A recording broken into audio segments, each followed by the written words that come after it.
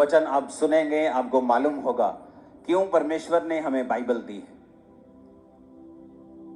Bible की जो घटनाएं हैं 2000 साल पुरानी, 5000 साल पुरानी, क्यों उसे आज हम पढ़ें। मैं आज उसे क्यों पढ़ूं। आज मैं आज के युग का हूं। तब सोशल मीडिया नहीं होता था, तब ये नहीं होता था, आज का युग नहीं था, साइंस नहीं थी, तरक्की नहीं थी। मैं क्यों वो बातें पढ़ूं जो 5000 साल पुरानी हैं, 2000 साल पुरानी। आप जब उन बातों को, उन इंसिडेंट्स को, उन घटनाओं को पढ़ते हैं, आपको मालूम होता है परमेश्वर के काम करने का तरीका क्या है, वो कैसे काम करता है और हमें कैसे काम करना है, परमेश्वर कैसे सोचता है, उसका किंगडम कैसे काम करता है। कई बार आप देखते हैं बहुत से लोग अपने देश से फ्रस्ट्रेट रहते हैं। कई बार इसीलिए भी फ्रस्ट्रेशन उन्हें रहती है क्योंकि उन्हें मालूम नहीं होता कि उनके देश का लॉ कैसे काम करता है, और वो अपनी लाइफ में फ्रस्ट्रेट रहते हैं। लेकिन उन्हें यह नहीं मालूम कि अगर उनको लॉ की अच्छी नॉलेज हो जाएगी तो वो उस चीज से ओवरकम कर सकते हैं और अपनी लाइफ अच्छी तरह से जी सकते हैं। इस इतिहास की सबसे बड़ी घटनाओं में से एक घटना है यूहन्ना बपतिस्मा देने वाले का जन्म होना। कौन था यूहन्ना बपतिस्मा देने वाला? बाइबल कहती है, जब हम लूका की पुस्तक को पढ़ते हैं, लूका 1 उसकी 5 आयत को पढ़ते हैं, तो लिखा, यहूदिया के राजा हेरोदेस के समय अबिया के दल में जकरिया नाम का एक याजक था और उसकी पत्नी हारून के वंश की थी, जिसका नाम एलीशिबा था। वो दोनों परमेश्वर के सामने धर्मी थे, प्रभु की सारी आज्ञाओं और विधियों के ऊपर निर्दोष चलने वाले थे। फिर भी उनके कोई संतान नहीं थी क्योंकि एलीशिबा बांझ थी और वो दोनों बूढ़े थे। जब वह अपनी दल की पारी पर परमेश्वर के सामने याजक का काम करता था तो याजकों की रीति के अनुसार उसके नाम पर चिट्ठी निकली कि वह प्रभु के मंदिर में जाके धूप जलाए। ऊंची आवाज में बोलो हालेलुया। अब यहां पे हमें एक ऐसे व्यक्ति का जन्म होता हुआ मिलता है जिसके लिए परमेश्वर ने कितने साल तक देखा कि मैं किसके जरिए एक ऐसे पुरुष को पैदा करूं जो यीशु मसीह के रास्तों को साफ करेगा। यूहन्ना की जो फर्स्ट बुलाहट थी, जो पहली बुलाहट और एकमात्र और सबसे बड़ी बुलाहट उसकी थी, वो ये थी कि लोगों को क्राइस्ट के बारे में अवेयर करना, यीशु मसीह के बारे में बताना कि वो देखो परमेश्वर का मेमना, ये देखो परमेश्वर, मेरे पास जो आने वाला है मैं उसकी जूती के तस्मे खोलने के योग्य नहीं हूं। मैं तुम्हें पानी से बपतिस्मा देता हूं, लेकिन मेरे बाद आने वाला तुम्हें आग से बपतिस्मा देगा, पवित्र आत्मा से बपतिस्मा देगा। उसकी लाइफ की जो मेजर बुलाहट थी वो थी क्राइस्ट के बारे में बताना। लेकिन एक ऐसे पुरुष को पैदा करने से पहले परमेश्वर ने यह देखा, क्योंकि यूहन्ना की जो अपब्रिंगिंग थी वो आसान नहीं थी। उसका जो पैदा होना और उसके बाद पैदा होने के बाद जवानी तक जो उसकी लाइफ थी वो इजी नहीं थी। बाइबल कहती है वो जंगलों में रहा। अगर हम वचन को पढ़ेंगे, लूका 1 उसकी 5 से 25, लूका 3 उसकी 2 से 20, लूका 7 उसकी 18 से 23 और यूहन्ना 1 उसकी 29 से 42 आयत। जब हम इन आयतों को पढ़ते हैं तो वचन क्या कहता है? वचन कहता है कि ये व्यक्ति टिड्डियां खाकर, टिड्डियां यानी कि एक फल होता था, एक हरी फली होती जिसे टिड्डी भी बोलते थे, और दाख मधु यानी शहद खाता था। वो दाख मधु नहीं, शहद और टिड्डियां खाता था और जंगलों में रहता था। ऊंट के रोम का वस्त्र पहनता था। जंगली आदमी कहां रहता था? जंगल में। क्यों जंगल में रहता था? उसकी बुलाहट थी। परमेश्वर ने इस तरह से उसे तैयार किया ताकि जब वो जवान हो, डिस्ट्रैक्ट ना हो, अपनी बुलाहट के ऊपर पूरी तरह से कंसंट्रेशन रख सके, तैयार होकर काम कर सके परमेश्वर का। क्योंकि इसे एक बड़ा काम दिया गया है, जीसस के बारे में बताना, क्राइस्ट के बारे में बताना, उसके रास्तों को साफ करना। सब बोलो हालेलुया। तो एक ऐसा जोड़ा चुना गया जो आत्मा में था, जो बूढ़ा होने के बावजूद भी परमेश्वर के घर में सेवा के लिए मौजूद था, जिसने ये नहीं कहा कि मैं बहुत बूढ़ा हो गया हूं, तू भी बहुत बूढ़ी हो गई, हमें कुछ परमेश्वर ने दिया नहीं, चर्च आने में हमें शर्म आएगी, अगर प्रभु के घर में कोई पूछ लेगा तुम्हारे बच्चा नहीं हुआ तो हमें शर्म आएगी, आज नहीं चलते। कभी कभी जाया करेंगे बड़ी मीटिंग में, जाकर पीछे बैठ के वापस चले जाया करेंगे। लोग जब पूछेंगे तो हमें शर्म आएगी, लेकिन वचन कहता है वो एक्साइटेड थे परमेश्वर के घर में उसकी सेवा करने के लिए। और इसलिए जब चिट्ठी निकलेगी, आज कौन परमेश्वर के घर में जाकर अंदर जाकर सारे रीति रिवाज करेगा, तो वो चिट्ठी उसके हस्बैंड के नाम की निकली। अलीशिबा का हस्बैंड अंदर गया और वचन कहता है कि उसे स्वर्गदूत दिखाई दिया और उसने कहा अब तेरे बेटा पैदा होगा। अब मेरी बात को ध्यान से समझना, अभी मैसेज तक मैं पहुंचा नहीं हूं। जब वो बड़ा हुआ तो जंगलों में रहा, क्योंकि परमेश्वर को एक ऐसे व्यक्ति की तलाश थी जो अपने जीवन का बलिदान दे सके।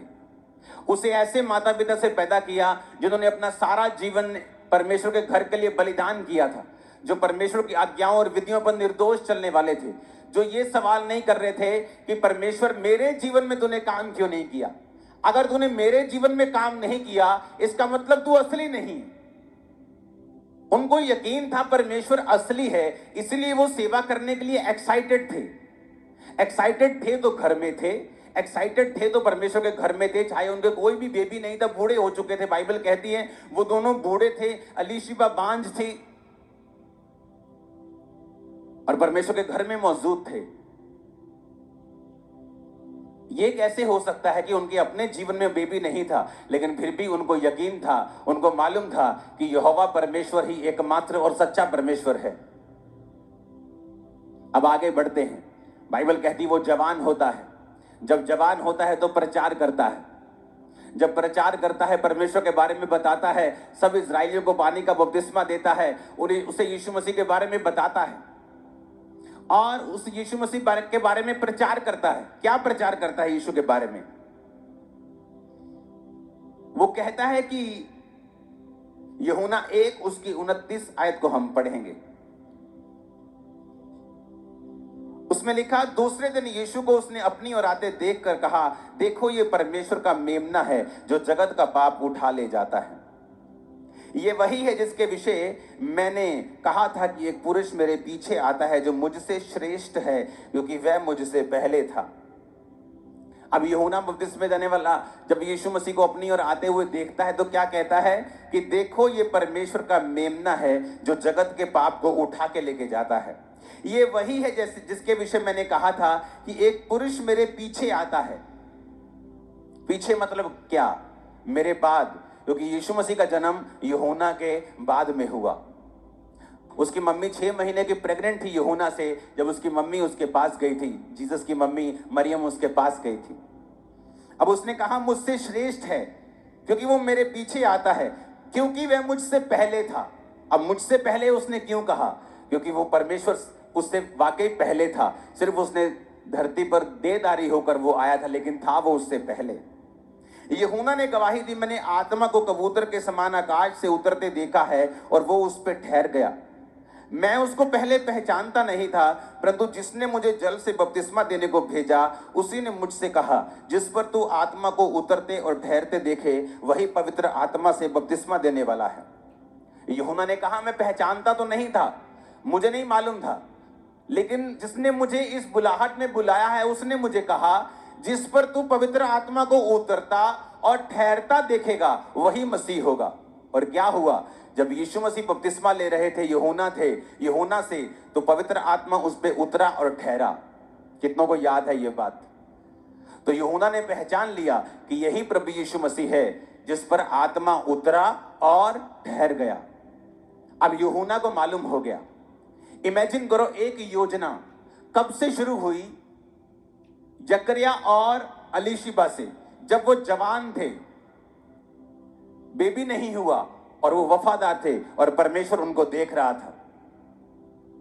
आपको क्या लगता है ये पहले से डिसाइड होता है कि किसके द्वारा कौन सा बेबी जन्म लेगा, किसके साथ किसकी शादी होगी? नहीं, ये पहले से डिसाइड नहीं होता। आपकी लाइफ, आपका कैरेक्टर इस धरती के ऊपर डिसाइड करता है कि परमेश्वर आपको कैसे व्यक्ति आपकी लाइफ के अंदर देगा। आपका चरित्र जो है इस धरती के ऊपर ये डिसाइड करता है कि परमेश्वर आपको कैसी पत्नी और कैसा पति, कैसे बच्चे और कैसे आपको लोग देगा। ये आपकी लाइफ के चरित्र के ऊपर, कैरेक्टर के ऊपर, आपकी लाइफ के ऊपर निर्भर करता है कि वो आपको कैसे व्यक्ति देगा। अब परमेश्वर को एक ऐसी कुंवारी चाहिए जो सचमुच की कुंवारी है। आज शादी नहीं हुई तो कुंवारी है, क्या वो सचमुच में कुंवारी है? अब मरियम बाइबल में क्या कहती है, जब उसको यीशु मसीह उसके द्वारा जन्म लेते हैं तो वो क्या कहती है? कहती परमेश्वर ने मेरी दीनता के ऊपर दृष्टि की है, उसने मेरी दीनता के ऊपर दृष्टि, यानी वो गवाही देती है कि मैं दीन थी, मैं नम्र थी, मैं पवित्र थी, मैं कुंवारी थी, इसलिए परमेश्वर ने मुझ पर दृष्टि की है।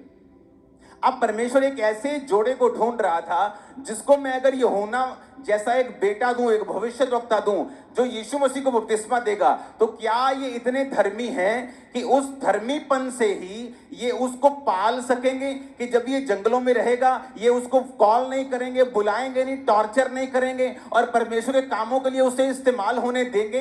तो परमेश्वर ने इंतजार किया वो कौन है, और परमेश्वर ने एक ऐसा जोड़ा देखा जो धर्मी था, जो बच्चा ना होने के बावजूद भी चर्च में था। किन किन लोग जीवन में बड़ी बड़ी गवाहियां हैं? वो लोग जो समय आने पर, कितना समय होने पर भी गवाही नहीं पा पाते। मेरी लाइफ में मैंने 10 साल परमेश्वर का प्रीच किया है, हील किया है, लंगड़ों को चलाया है बिना चंगियाई के। और लोग बोलते थे ना ये चंगियाई वाली हीलिंग मिनिस्ट्री है, और मैं सोचता था कि आप उस हीलिंग मिनिस्ट्री की बात कर रहे हो जिसका पास्टर खुद हील नहीं है अभी। लेकिन एक समय आया जब परमेश्वर ने हील किया और पूरा किया, फिर 100%। सुना मेरी बात। अब परमेश्वर देख रहा था कौन सा ऐसा जोड़ा है जिसको मैं इतना प्रेशियस चाइल्ड दे सकूं, जो उसकी परवरिश कर सके इस तरह से जैसी चाहिए होनी चाहिए। क्योंकि एक ऐसा व्यक्ति जब कॉल करता है, ये ग्रेस होती है। आज कितने 5 स्टार ऐसे हॉल हैं, आप चले जाएं अगर दुनिया में, अगर आप चले जाएं यूरोप में, अगर आप चले जाएं अमेरिका, 5 स्टार हॉल्स बने, पूरा हॉल बना है, पीछे कैंटीन्स बनी है, चर्चें फिर भी खाली हैं। क्यों? उन्हें ये नहीं मालूम आपकी अपब्रिंगिंग कैसी होनी चाहिए। अगर आपको लोग चाहिए, अगर आपको आत्मा की बेदारी चाहिए, क्या है ऐसा खास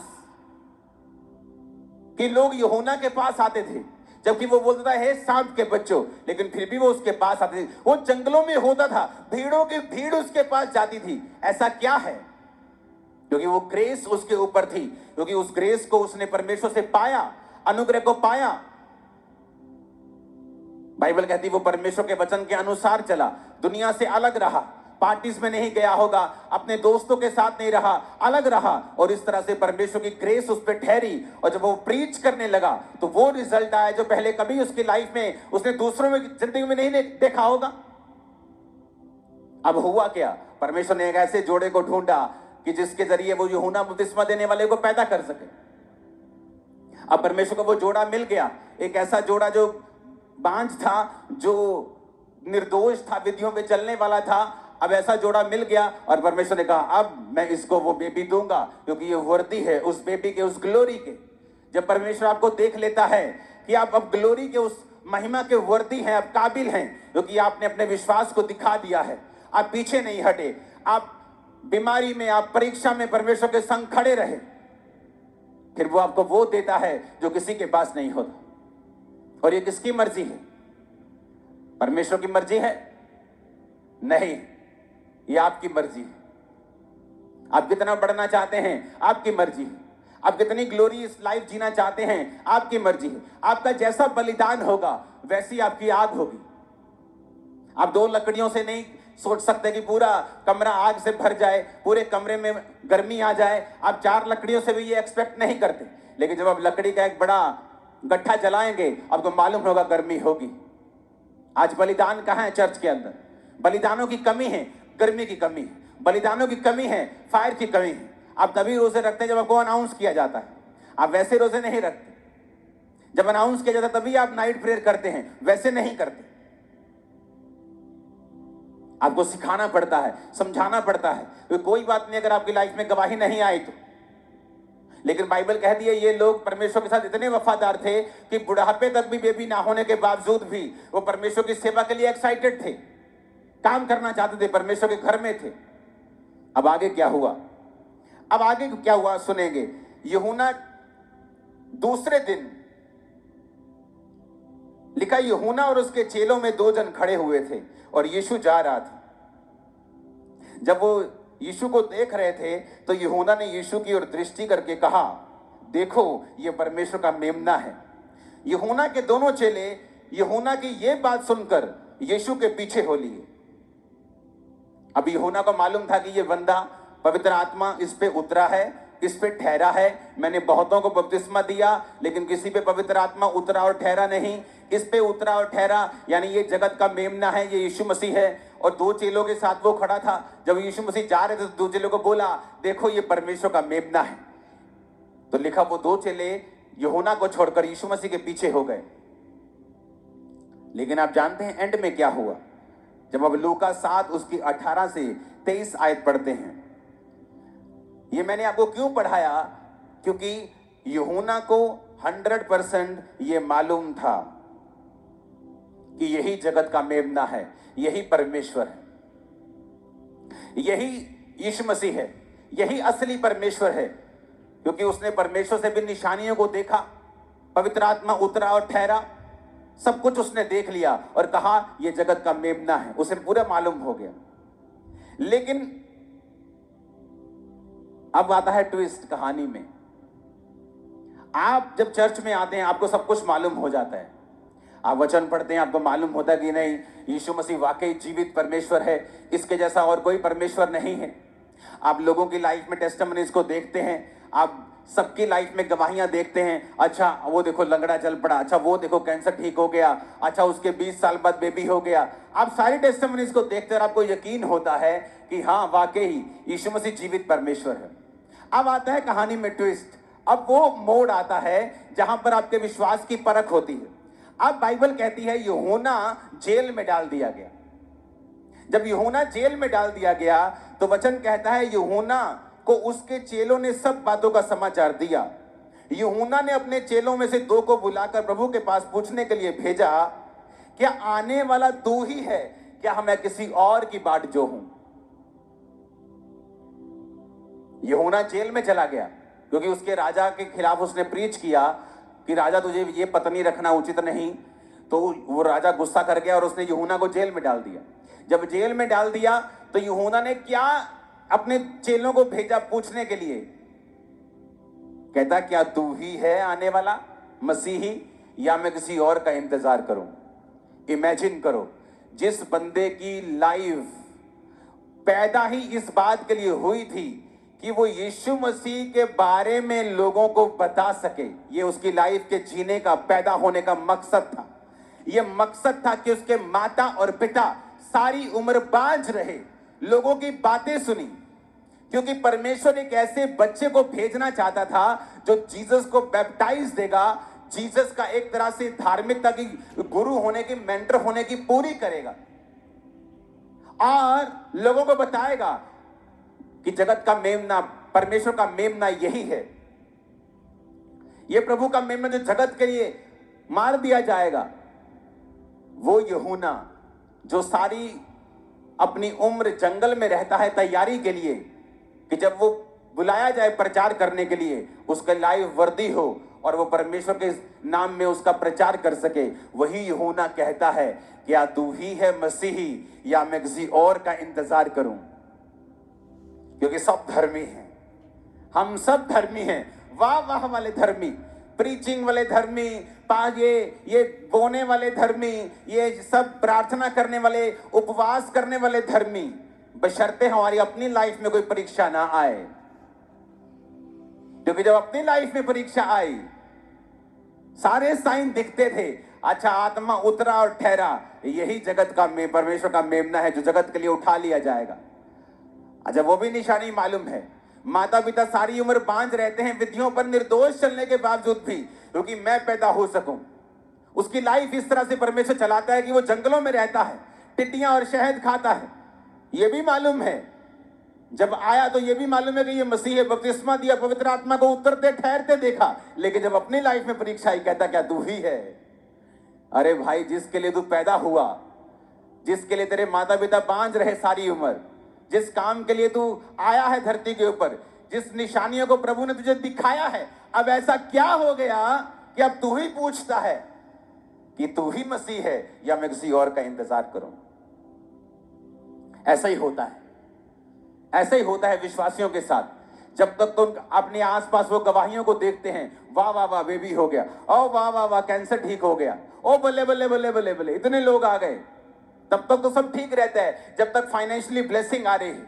लेकिन जैसे ही कोई परीक्षा आती है, क्योंकि यूहन्ना कह सोच रहा था कि अगर तू परमेश्वर है, तू जानता है कि मैंने तुझे बपतिस्मा दिया है, अब तू मुझे जेल से छुड़ाता क्यों नहीं? ऐसे लोग बोलते हैं, ये बीमारी तू मुझे हील क्यों नहीं करता, ये वीजा मेरा क्यों नहीं आता, ये मेरे वाला बच्चा क्यों नहीं तू सुधारता परमेश्वर? क्योंकि आपको लगता है कि परमेश्वर आपके हिसाब से जवाब देगा, क्योंकि आपने परमेश्वर को मानकर उसको खरीद लिया है, आपने एहसान कर दिया है स्वर्ग के ऊपर कि उसको आपकी बात सुननी पड़ेगी और माननी पड़ेगी। और फिर होता है ठोकर खाने का समय शुरू, जब आप अपने हिसाब से परमेश्वर को काम करने के लिए बोलते हैं और वो आपका काम नहीं करता, फिर आप शक करने लगते हैं, क्या तू असली है? अगर तू असली है तो ये कर, अगर तू असली है तो वो कर। अरे तुझे पहले मालूम नहीं था वो असली है? जब वो तेरे जीवन में काम कर रहा था, जब तुझे परमेश्वर निशानियां दे रहा था, जब तेरे जीवन में असंभव और अचंभे काम हो रहे थे, तब तेरे को मालूम नहीं था? मालूम था। अब तेरे मन मुताबिक परमेश्वर एक काम नहीं कर रहा, अब तू परमेश्वर की योग्यता के ऊपर सवाल उठा रहा है।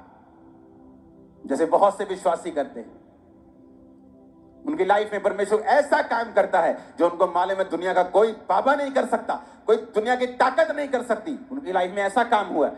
किनकी लाइफ में? हर एक विश्वासी की लाइफ में ऐसा काम होता है, जब परमेश्वर ने दिखाता है चिन्ह के जरिए कि तेरी लाइफ में मैं जिंदा हूं, देख मैंने ये काम किया है जैसा कोई नहीं कर सकता।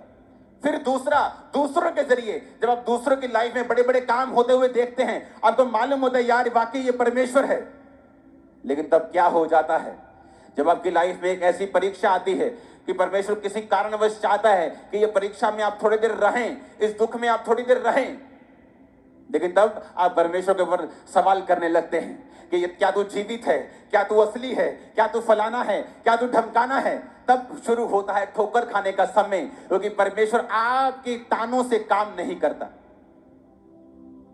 जब परमेश्वर को यूहन्ना के चेलों ने आगे कहा कि हमें यूहन्ना ने भेजा है प्रभु जी, और उसने ये संदेश भेजा है कि तू ही मसीह है कि हम किसी और का इंतजार करें। परमेश्वर कहते हुए गाल सुनो तेरा। और बाइबल कहती परमेश्वर ने अंधों को चंगा किया, लंगड़ों को चलाया, कोड़ियों को शुद्ध किया, सब बीमारों को चंगा करके परमेश्वर ने कहा जाओ जो तुमने आंखों से देखा है यूहन्ना से कह दो, और यह भी कह दो धन्य है वो जो मेरे कारण ठोकर ना खाएगा, धन्य है वो। यीशु ने कहा मैं तेरा नौकर नहीं हूं कि तेरे ताने से मैं कहूंगा और भागा भागा आऊंगा। यूहन्ना अल्लाह फड़ चाबी जेल दी। परमेश्वर ने कहा जो कुछ तूने देखा है ना, 22 आयत में लिखा, यीशु ने कहा जो तुमने देखा और सुना है जाकर यूहन्ना से कह दो। अंधे देखते हैं, लंगड़े चलते फिरते हैं, कोढ़ी शुद्ध किए जाते हैं, बहरे सुनते हैं, मुर्दे जिलाए जाते हैं, और कंगालों को सुसमाचार सुनाया जाता है, और धन्य है वो जो मेरे विषय में ठोकर ना खाए। कहता जो तूने देखा है ना, अब जाके बोल दो और कह दो उससे, और जाके बता दो। लेकिन यीशु मसीह उसे छुड़ाने के लिए फिर नहीं। और राजा की बेटी डांस कर रही है, राजा का जन्मदिन आया, ले ले ले ले ले ले ले डांस हो रहा है उधर। हाँ देखो, एक पापी बंदे को पता है कि अपने बॉस को खुश कैसे करना है, और एक आत्मा से भरा हुआ बंदा परमेश्वर को ताने देते ही जा रहा है, और एक पापी आदमी को मालूम है अपने बाप को खुश कैसे करना है। और राजा महाराजा डांस बड़ा देखते थे, मुद्रा देखते थे। वो डांस कर रही है, खुश हो गई। क्या चाहिए बेटा तुझे? कहती मुझे तो मालूम नहीं क्या चाहिए, मम्मी ने पूछ के आओ नहीं। मम्मी से पूछा क्या चाहिए मम्मी? मम्मी कहती है साडे खिलाफ वो बोलता यूहन्ना एदा सिर वड लिया, कहते एदा सिर दे दे। कहती पापा मुझे यूहन्ना का सिर चाहिए। राजा उदास हुआ, पर अपने सामने बैठने वालों के कारण कि मैं पूछ चुका हूं तुझे क्या चाहिए, कहता जाओ और यूहन्ना का सिर काट कर इसे दे दो। और वो यूहन्ना का सिर काट के दिया, और वो थाली में जाके मां के पास ले गई। एक धर्मी का अंत, एक पापी को पता है अपने बॉस को खुश कैसे करना है, चाहे राजा अच्छा हो बुरा हो, लेकिन फिर भी राजा के सामने स्माइल के साथ जा रही, डांस कर रही है। और एक धर्मी को पता है कि मेरा परमेश्वर सबसे भला है, करुणा से भरा हुआ है, मेरा मालिक है, मुझे छुड़ाने वाला है, तो भी अपना मुंह ऐसे मुरझाया हुआ, जैसे 15 दिन पुराना बैंगन निकालो ना किसी नुक्कर से, जैसे वो मुरझाया होता है, ऐसे मुरझाए मुंह लेके हम परमेश्वर के पास जाते हैं और साथ में ताने मारते हैं। और तू ही है, ये तू ही जीवित है, तो ये क्यों नहीं करता? तेनू देखदा नहीं परमेश्वर? तेनू ये नहीं देखदा? जिन्हें तेनू अखा दित्तियां उन्हें देखदा ही है काका। जिसने तुझे आंखें दी उसे दिख रहा है, उसे सब पता है, उसे नॉलेज है। तुम्हारी तरह अगर अली शिबा और जक्कर ने भी ताने मारे होते तो उनको परमेश्वर इतना अच्छा बेबी ना देता। आज प्रॉब्लम यहां शुरू होती है जब हम अपनी लाइफ के आसपास प्रभु के काम देखते हैं, बहुत सी निशानियां अपनी लाइफ में भी देखते हैं, लेकिन जब हम किसी परीक्षा में फंसते हैं, किसी सवाल में फंसते हैं, तो परमेश्वर की ओर उंगलियां उठाने लग जाते हैं। जिसका जन्म ही ये बात के लिए हुआ है, अपने दो चेलों को बोलता ये परमेश्वर का मेमना है, और वो बाइबल कहती है उसको छोड़ के उसके पीछे हो लिए, क्योंकि उसे मालूम था कि वो अपनी मिनिस्ट्री के लिए पैदा नहीं हुआ, वो सारा कुछ जीसस को पॉइंट करने के लिए पैदा हुआ है। आत्मा उतरा और ठहरा, उसे मालूम था ये जीसस है, ये यीशु है, ये जगत परमेश्वर का मेमना है, जगत के पापों को उठाने वाला। और फिर भी जेल से सड़ा बुझा हुआ कहता है कि क्या तू ही मसीह है कि मैं किसी और का इंतजार करूं? क्या आपकी लाइफ में ऐसे चिन्ह नहीं है जिसके बारे में आपको मालूम होता है कि यीशु मसीह वाकई जीवित है? क्या आप अपने आसपास इतनी गवाहियां नहीं देखते हैं कि आपको मालूम होता है वाकई यीशु मसीह जीवित है? फिर सवाल जवाब क्यों? कितने मेरी बातों को समझ रहे हैं? ऐसे विश्वासी बनो जो पौलुस और सिलास की तरह जेल से आराधना कर सके। और वचन क्या कहता है? जेल से आराधना कर रहे थे, परमेश्वर ने उस जेल की नींव हिला दी थी, जेल से आजाद कर दिया था। कंप्लेन नहीं कर रहे थे परमेश्वर को कि तू है तो अब आजा छुड़ा दे। पतरस को परमेश्वर ने दूत भेज कर छुड़ा दिया। जो परमेश्वर पतरस को छुड़ा सकता है, पौलुस सिलास को छुड़ा सकता है, जो ये भी कहता है कि मैं किसी का पक्षपात नहीं करता, क्या वो यूहन्ना को नहीं छुड़ा सकता था? शब्द, विश्वास के कर्म, आपकी परीक्षा के समय आपकी हैंडलिंग कैसी है परमेश्वर के सामने, ये बहुत फर्क पड़ेगा आपकी लाइफ कैसे चलेगी आगे। हालेलुया! ऊंची आवाज में हालेलुया का नारा मारो जरा। अब हैरान नहीं होते कि शैतान जिस तरह से यूहन्ना को परख रहा था, कितना जन्म है यीशु मसीह के बारे में बता, तू स्पेशलिस्ट है, स्पेशलिस्ट जीसस के बारे में बताने में तू एक ही है दुनिया पूरी में। और वही बंदा कह रहा है कि क्या तू ही है? वो ताना मार रहा था परमेश्वर को। अब आपकी लाइफ में परीक्षा है तो इसका मतलब ये नहीं है कि परमेश्वर भला नहीं है। आपकी लाइफ में कुछ ऐसा हो रहा है जो मन भाव नहीं है, जो कड़वा है, तो इसका मतलब ये नहीं है कि परमेश्वर मीठा नहीं है।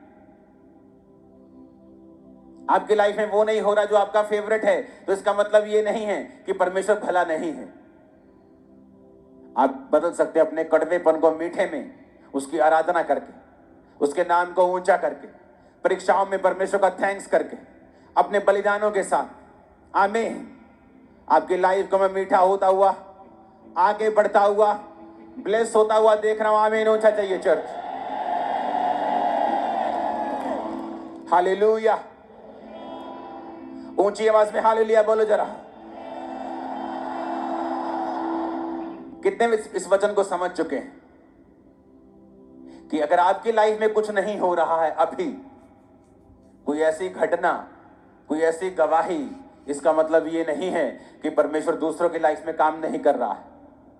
इसका मतलब ये नहीं कि हम परमेश्वर के ऊपर सवाल उठाएं, क्योंकि वचन कहता है वो विश्वास से प्रसन्न होता है। मैंने एक बार नहीं देखा जब परमेश्वर जा रहे हो और कोई परमेश्वर को कह रहा हो, जे तू जीवंदा है आके मैनू चंगा करके दिखा, अगर तू जीवित है तो मुझे ठीक करके दिखा, मैं मान जाऊंगा। मैंने एक बार भी नहीं देखा कि यीशु मसीह रुके और अपने आप को साबित किया हो। लेकिन हां, जब लोगों ने पुकारा है, हे दाऊद की संतान मुझ पे दया कर, जब उस औरत ने कहा कुत्ते भी वही चूर चार खाते हैं, जब उन्होंने परमेश्वर को विश्वास से प्रसन्न किया है, इसलिए बाइबल कहती है तेरे विश्वास ने तुझे चंगा किया, ना कि तेरे तानों और मेनों और अविश्वास ने। ताने और मेने देने से कुछ बदलेगा नहीं। मेरा एक्सपीरियंस है लाइफ का। आपकी लाइफ में कोई गवाही पैदा नहीं होगी, जो है वैसा ही रहेगा। जैसी मेंटल लाइफ है, जैसे मन के सवाल हैं, वैसे ही रहेंगे। ताने और मेने देने से कुछ बदलेगा नहीं, सब चीजें सेम सी रहेंगी, सिर्फ आपके मन का पीस ही है जो खत्म हो जाएगा। इसलिए बाइबल कहती है परमेश्वर के फाटकों से धन्यवाद करते हुए प्रवेश करो, स्तुति गाते उसके आंगनों में प्रवेश करो,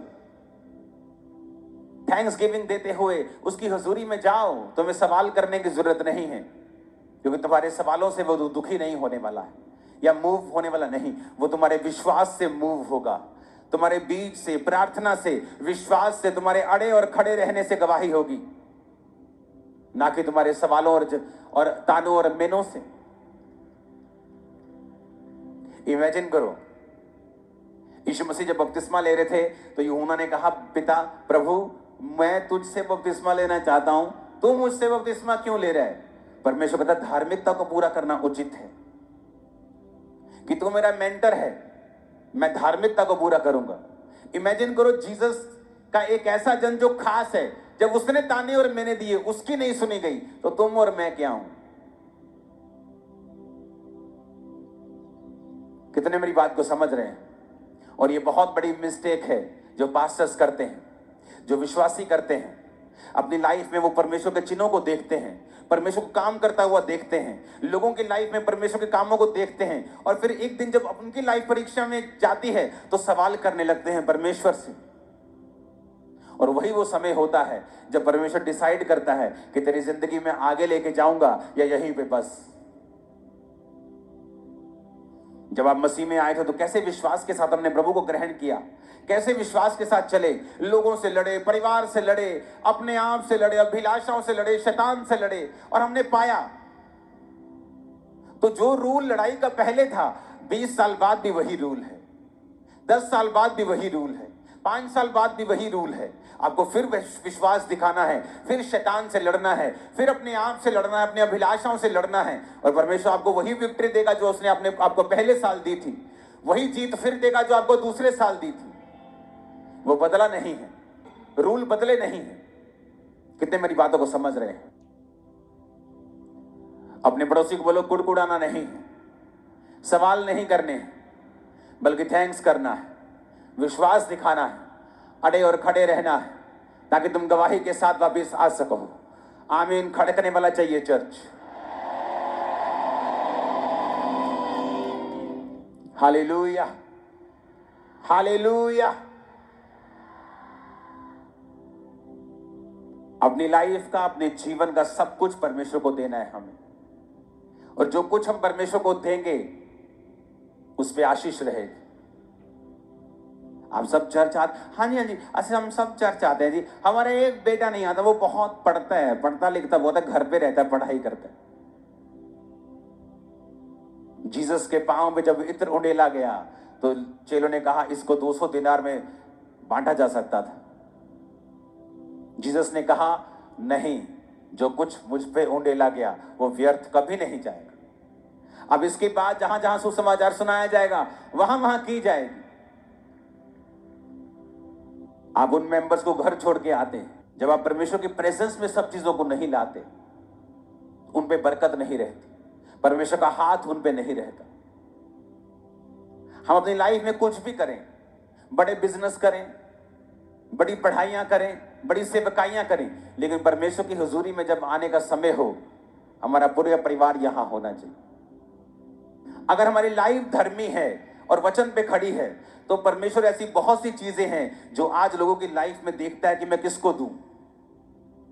जब यूहन्ना और उसका बाप था जकरिया और उसकी पत्नी एलीशिबा जब धरती पे चल रहे, तो उनको मालूम नहीं था कि परमेश्वर क्या सोच रहा है, कि अब वो समय आ चुका जब जीसस जाएंगे, अब समय आ चुका है जब यूहन्ना जाएगा, उससे पहले तो वो उनको मालूम नहीं था। वो तो जस्ट परमेश्वर की आज्ञाओं और विधियों पर निर्दोष चलने वाले थे। आप और आपका परिवार पूरी तरह से डेडिकेट होते हैं, आप परमेश्वर के भवन में, आप परमेश्वर के कामों के लिए पूरी तरह से डेडिकेट होते हैं, तो ऐसी बहुत सी चीजें हैं जो परमेश्वर आपकी लाइफ में आपको देना चाहता है। लेकिन लोगों को कभी मालूम नहीं हो सकता परमेश्वर के दिल में क्या है, लेकिन वो धरती पर जब देखता है और ऐसे सूटेबल आदमी और परिवारों को देखता है जिन्हें वो ग्लोरी और महिमा दे सके, वो देता है। आज भी उसकी योजनाएं खत्म नहीं हुई, उसकी योजना यूहन्ना देने की थी, आज उसकी योजनाएं अलग हैं और कोई चीजें देने की हैं। वो